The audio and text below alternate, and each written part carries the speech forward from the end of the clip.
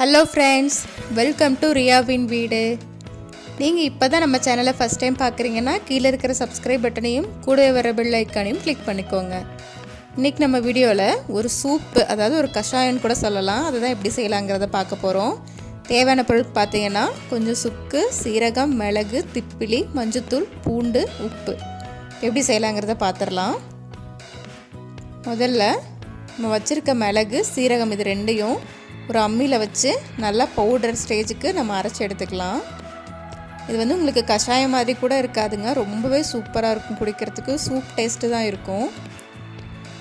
இப்போ இந்த மாதிரி பவுடர் பண்ணதுக்கப்புறம் நம்ம வச்சுருக்க திப்பிலி எடுத்துக்கலாம். திப்பிலி வந்து 3 பீஸ் எடுத்திங்கனாலே கரெக்டாக இருக்கும், ரொம்ப ஜாஸ்தி எடுத்துக்க வேண்டாம்.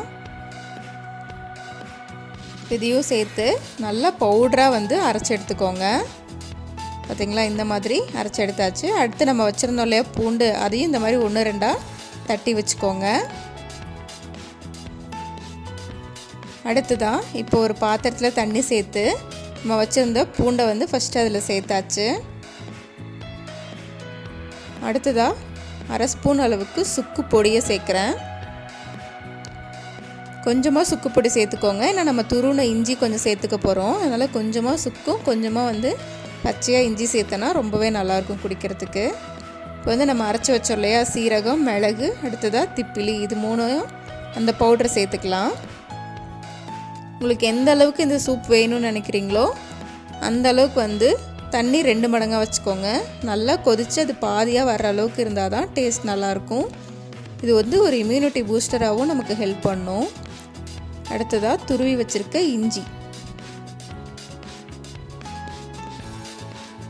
1 ஸ்பூன் அளவுக்கு சேர்த்துக்கிறோம். அதுக்கடுத்ததாக மஞ்சத்தூள் சேர்த்துக்கலாம். மஞ்சத்தூள், உப்பு, அதுக்கப்புறம் நம்ம சீரகம், மிளகு இது எல்லாமே சேர்க்கறனால நமக்கு ஒரு இம்யூனிட்டி பூஸ்டராக நமக்கு ரொம்பவே பாடி ஹெல்ப் பண்ணும். அது இப்போ இருக்கிற இந்த சூழ்நிலைக்கு ரொம்பவே நல்லது. இந்த மாதிரி செஞ்சிங்கன்னா கொஞ்சமாக கல்லுப்பு சேர்த்துக்கிறோம். பாருங்கள், இப்போ நல்லா கொதிச்சிட்ருக்கு. இந்த மாதிரி வந்து ஒரு குறைஞ்சது ஒரு 3/4 மணி நேரத்துக்காவது கொதிச்சாதான் நமக்கு அந்த தண்ணி பாதியாக வற்றும். அந்த அளவுக்கு நல்லா கொதிக்க வச்சுருங்க. கடைசியாக வந்து கொதித்ததுக்கப்புறமா நம்மளோட லெமன் ஜூஸ் புழிஞ்சிக்கலாம். 1/2 லெமன் வந்து எடுத்து புழிஞ்சிங்கன்னா உங்களுக்கு கரெக்டாக இருக்கும். அவ்வளோதாங்க, லெமன் ஜூஸ் புழிஞ்சு கொஞ்ச நேரம் கொதிக்க வச்சிங்கன்னா நம்மளோட இந்த இம்யூனிட்டி பூஸ்டர் ட்ரிங்க்கு சூப்பராக ரெடி ஆயிடுச்சு. நீங்களும் இதை வீட்டில் ட்ரை பண்ணி பார்த்துட்டு டேஸ்ட் எப்படி இருந்துச்சுன்னு ஷேர் பண்ணிக்கோங்க.